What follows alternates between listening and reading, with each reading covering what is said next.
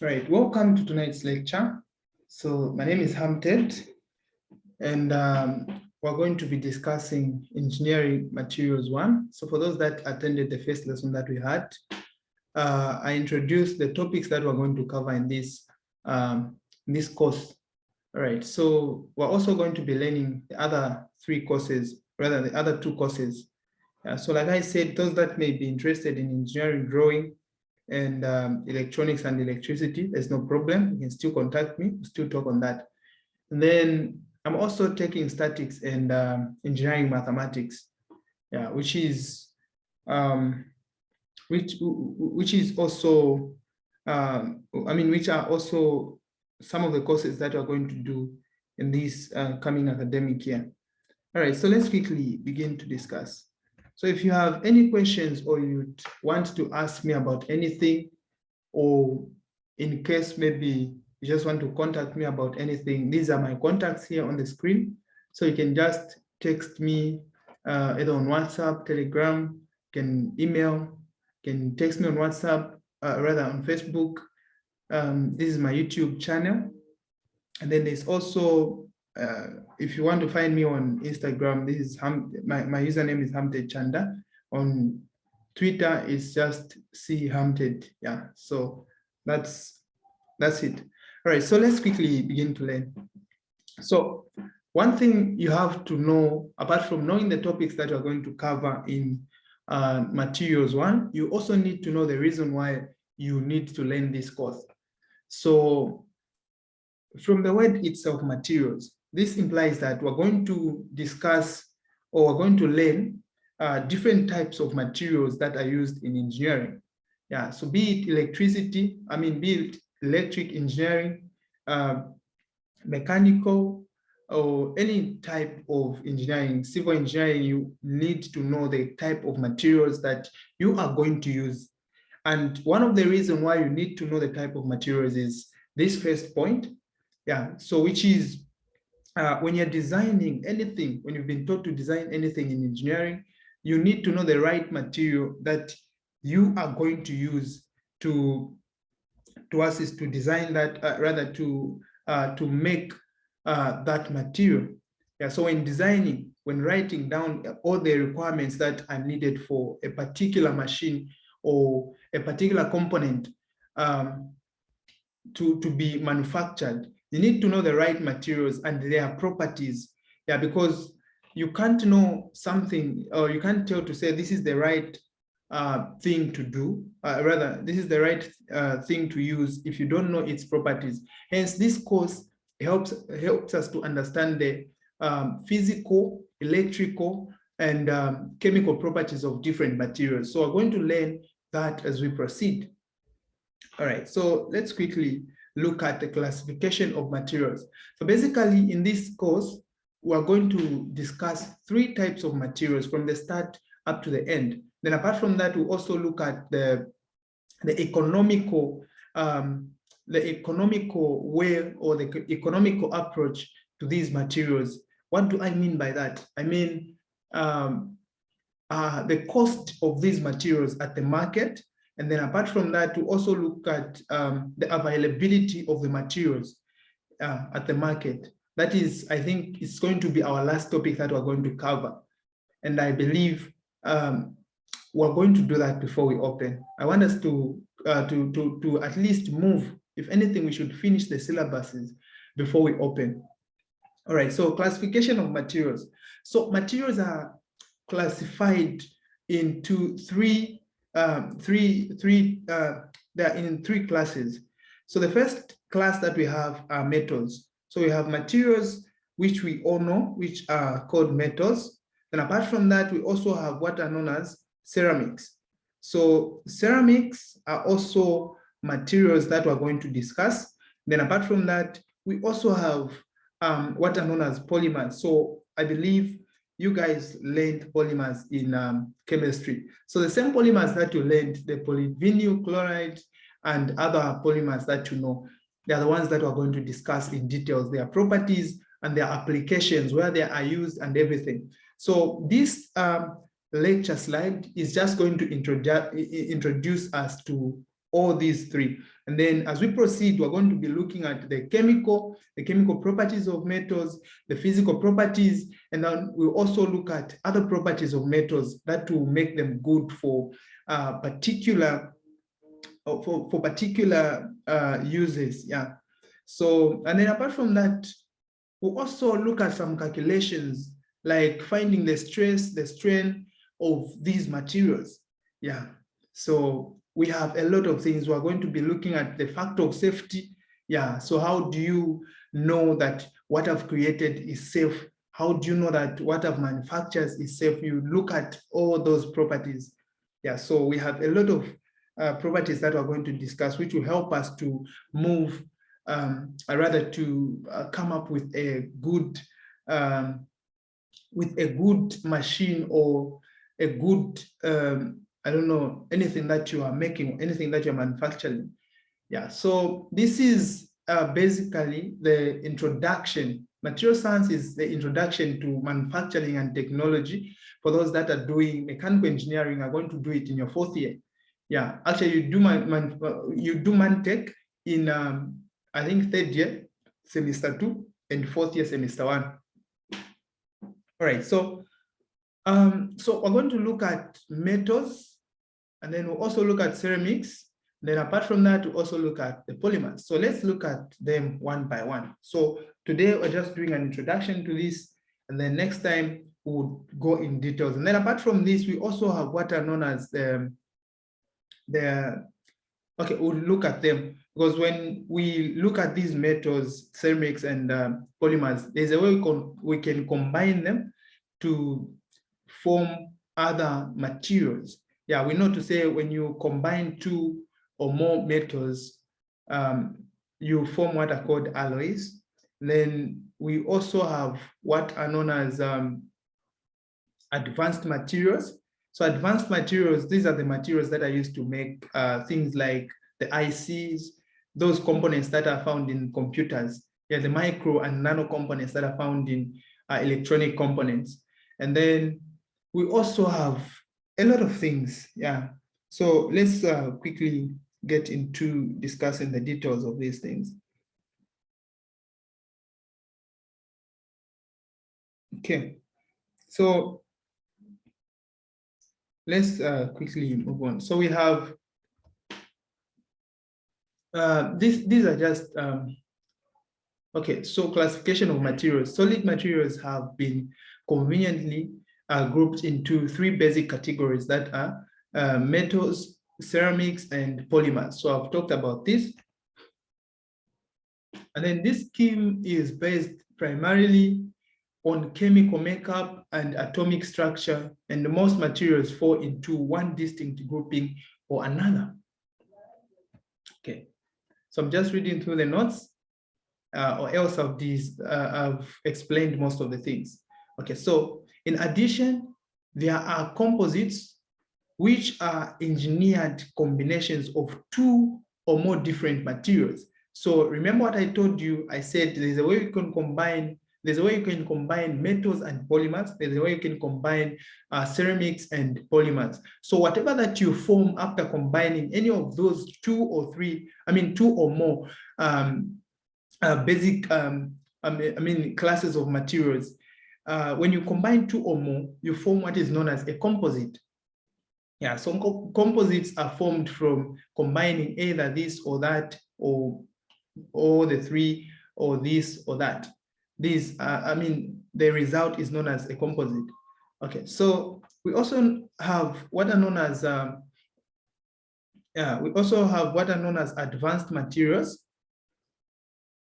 Yeah, so advanced materials, these used in high technological appliances. So applications. So I talked about this high technological applications, like making the ICs and making those very small components of electronic devices.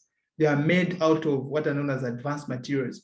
And then these advanced materials are known as semiconductors. Examples are semiconductors. We have the biomaterials, and then we have the smart materials, and then nano-engineered materials. So when you talk about biomaterials, These are simply, what can I call them? They are just replacements of a human body, or not only a human body, but of, I think, any living thing. Yeah, they can, I'm sure you guys have seen something like, maybe they are trying to make an artificial organ of a person. Yeah, so these organs, yeah, these organs, those artificial organs which they make, they are made out of these high technological appliances, which we're calling advanced materials. Then we also have smart materials. These are, we can talk about smart watches, TVs, and everything. Yeah. And then the engineered materials, these are the ICs which I talked about, ICs and other things. Yeah. So this is basically what they talk about. So let's look at them one by one. So we have the metals. So a metallic material composed of one or more element is called an alloy. Like I said, if you have a metal that is made up of one or more, one or more elements, that metal is known as an alloy. Yeah. So they are relatively denser compared to ceramics and polymers. So metals are basically denser than ceramics and polymers. And then the other thing we need to know, okay, this one has come at the wrong time. Okay, let's proceed. Yeah, so these are some of the properties of metals. Yeah, so metals are made of, metals are stiff. We learned this, I'm sure, in chemistry. They are strong, they are fracture resistant, they are not fragile, in short. They are ductile, hence they are ductile, meaning they can be drawn into wires. They are also malleable, and then malleable meaning they can be drawn into sheets. Yeah, so there are a lot of properties of materials. Some of them I didn't list them here. Then they have non-localized electrons. I think this was discussed in chemistry, which you can also try to research about a bit, because there's a part which will require you to know this. Yeah, I'm sure I'll coming to that. Yeah, so most metallic properties are directly attributable to these electrons. Yeah, so we know to say they have non-localized electrons. Yeah, so most of the properties of metals are attributed to this same property, which is the non-localization of electrons. Thus, we say the metals are extremely good conductors of electricity and heat. Yeah, so we know that metals are good conductors of both electricity and heat, and then they are not transparent to visible light. Yeah, this is obvious. Most of the metals are not transparent. Let me just say they are not. Yeah. And then we know that they are lustrous. They have a lustrous appearance when polished, meaning they are shiny. Then some of the metals have desirable magnetic properties like iron. Yeah, we have metals, a lot of metals. We have iron. I think there's also another metal which has magnetic properties. Yeah, but the one which is common is iron. Okay, let's look at ceramics. Okay, so ceramics can be metallic or non-metallic. Yeah, and for metals, I didn't put any pictures of examples there because we all know what metals are. But for ceramics, I'm going to put some, I'm going to beam some of the examples here. I think I put some of the examples in the slide. So metallic and non-metallic element compounds. Yeah, so these are oxides, nitrides, and carbides. Yeah, so ceramics are basically, ceramics can either be metallic or non-metallic, and they are basically oxides, nitrides, and carbides of metals, in short. Okay, so we also have traditional ceramics. So traditional ceramics are, the examples are clay. We all know what clay is, I'm sure. and then also have cement and glass. So glass, anything that is made of glass, anything that is made of clay, anything that is made of cement is a ceramic. Yeah, as long as it's pure glass, pure clay, and it's pure cement, then it's a ceramic. Yeah, so most of these ceramics are brittle. I'm sure there's a point which I put up, which is in the slide. So most of these are brittle. When they fall down on a hard ground, they easily break. Yeah, they are brittle and they are hard. They are very hard. Some of them are even harder than metals, but they can easily break. Okay, so they are strong. These are some of their properties. So ceramics are strong, stiff, they are hard, brittle, and easily fracture. Yeah, so they are brittle, they easily fracture, they are hard, and they are stiff, and most of them are stronger than even metals. Yeah, so the insulative properties of ceramics is quite high. Yeah, so some of the ceramics are even used at the pores. I'm sure you've seen those round brown things which are connected to power.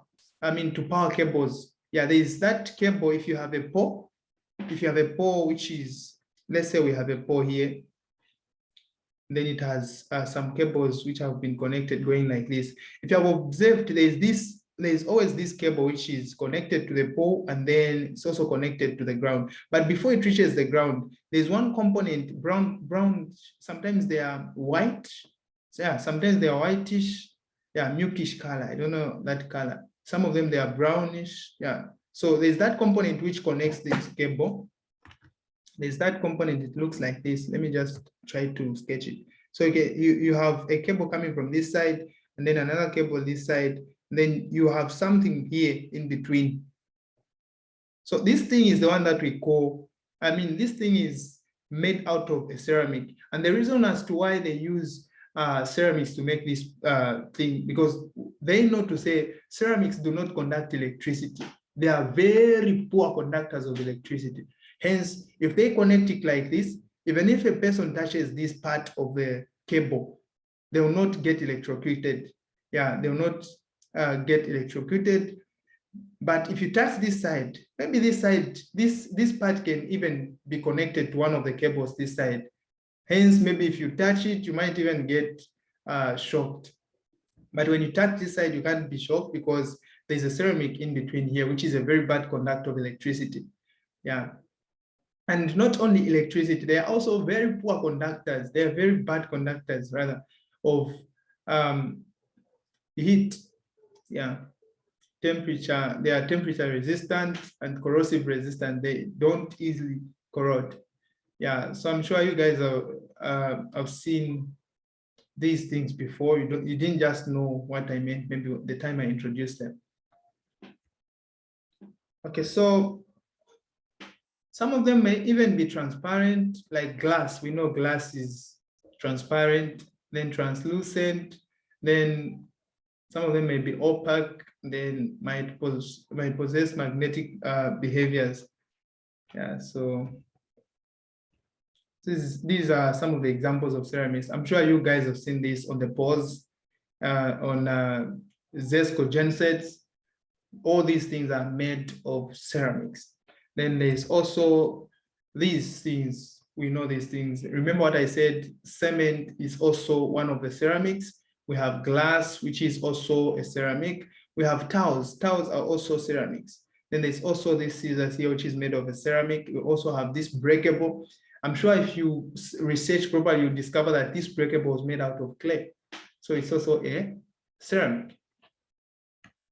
Okay, we also have these types of roofing sheets. They are also made out of ceramics. Yeah, so I'm sure you've seen these somewhere before. They are easily they easily break. Yeah, they are brittle. When you drop a glass down, it easily breaks. So those are some of the properties of ceramics. Okay, let's move on to the next one. We have polymers. So polymers are exactly the same things that you learned in chemistry. Yeah, so most of them are organic compounds, chemically based on carbon, hydrogen, and other non-metallic elements. Yeah, so polymers are basically, they are basically organic compounds which are a combination of carbon and hydrogen and also other non-metallic elements. And then they have large molecular structures. Yeah, I'm sure you learned about this. They have large molecular structures. So their chemical compounds are mostly in this format. You have a lot of carbons in them. Yeah, so you have something like this. You can even have maybe an oxygen element there. Okay, so polymers, you discussed these in chemistry, and I'm sure you know them. So let's just look at some of their properties. So some of the examples, we have PVC, polyvinyl chloride, we have nylon, we have polycarbonate, we have polystyrene, and silicone rubber, in brief, plastic, and rubber materials. So most of the rubber materials are polymers. Yeah, so these are some of the properties. We know that polymers are less denser, and then they are not stiff, they are not even strong. Yeah, I'm sure you are taught that in chemistry. Then they are highly ductile and pliable.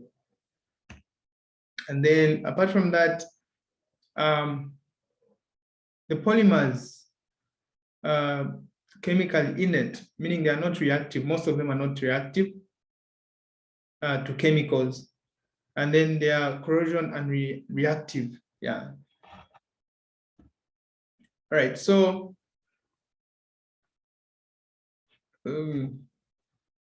they also have low conductivity and non-magnetic. Most of them are non-magnetic. Let me just say all of them, because I've never seen a polymer that is magnetic. Yeah, I think I saw one. Okay, I'll try to research on it. Anyway, yeah, so most of them are non-magnetic, and then they have low conductivity. Yeah. So, and then they have limited use. I mean, they are used. They are normally not. They are usually not used in making a lot of some of the things.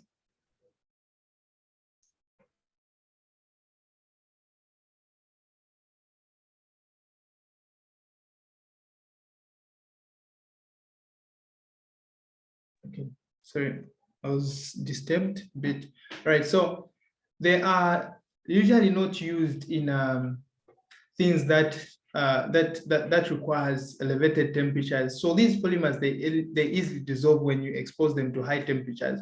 So they are not usually used in things or in making things that have or that undergo very high temperatures. Yeah, so these are some of the examples of polymers or things that are made of polymers. We have this plastic bottle that you are seeing here. There's also this rubber tire that you are seeing there. And then apart from that, we also have these dices. And then there are also these pool table balls. Then we have these plastic spoons there, a fork and a knife. There's also this, I think, this is something that they use, that people use when they're cycling, if I'm not mistaken. Yeah, so as long as it's made of something that is rubberish, it's a polymer. Right, we also have plastic pipes.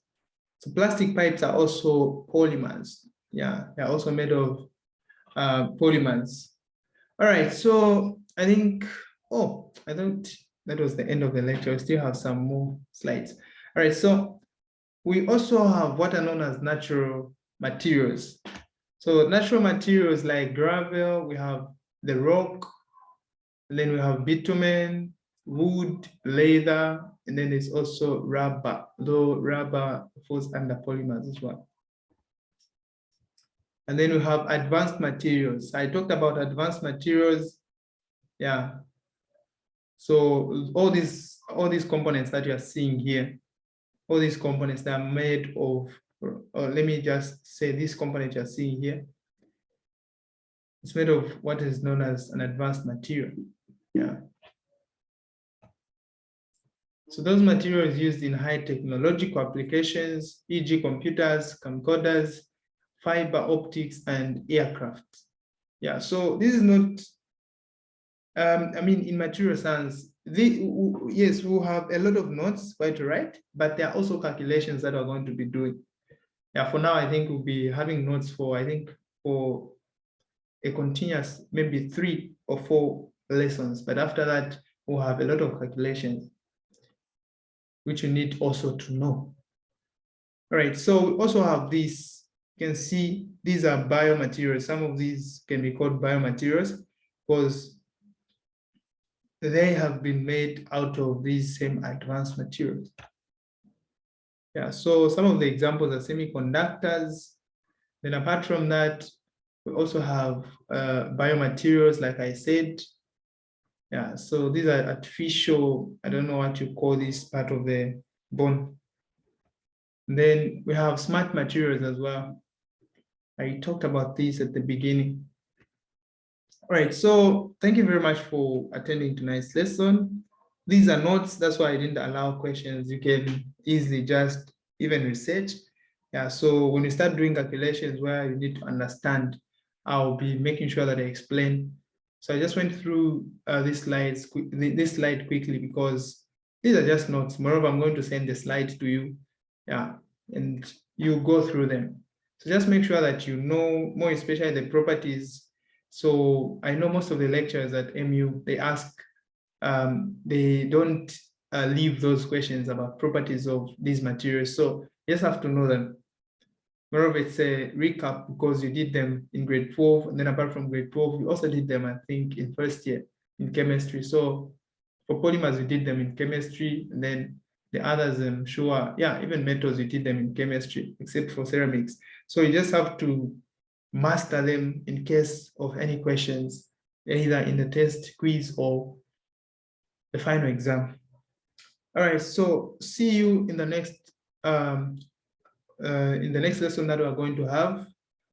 Then for all those that are willing to pay, those that have their monies ready, feel free to contact me on any of these lines on the screen and then make your payment. Like I said, it's only 100 kwacha per month.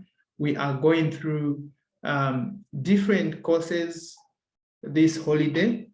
Yeah, so each course is only 100 kwacha per month.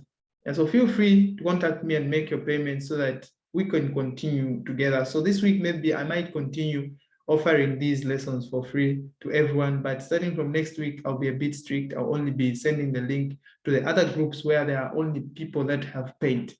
All right, so see you in the next lesson. My name is Hamted. Shalom, shalom.